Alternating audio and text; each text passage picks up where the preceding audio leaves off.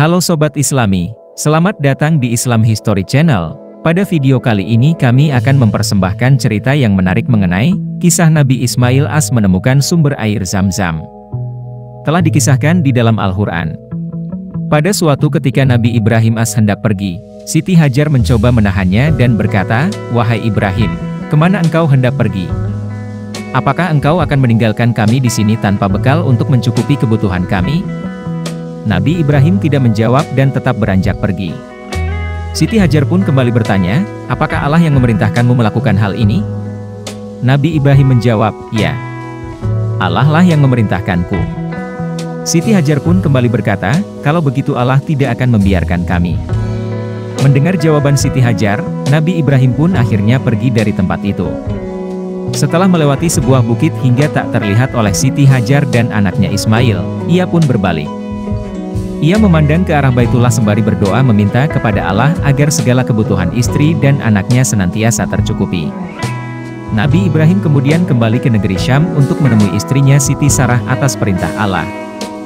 Di padang pasir yang tandus bernama Mekah itu, Siti Hajar kebingungan mencari sumber air untuk Ismail yang terus menangis karena kehausan.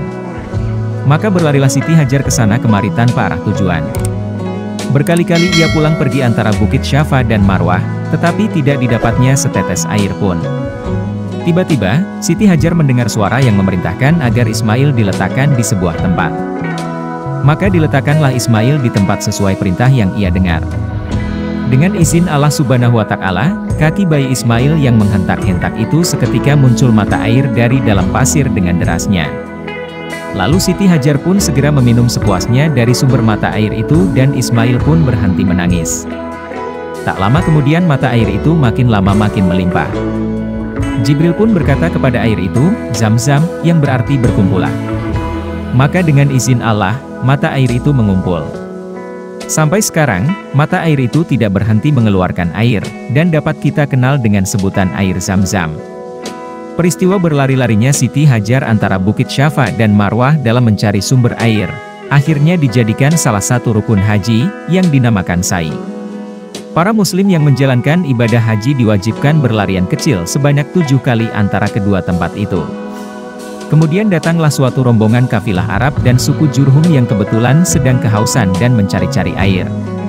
Sampai di kota Mekah, tiba-tiba mereka melihat burung-burung sedang berterbangan di atas suatu bukit. Mereka menduga, pastilah ada sumber air di tempat burung-burung itu, dan ternyata dugaan mereka benar.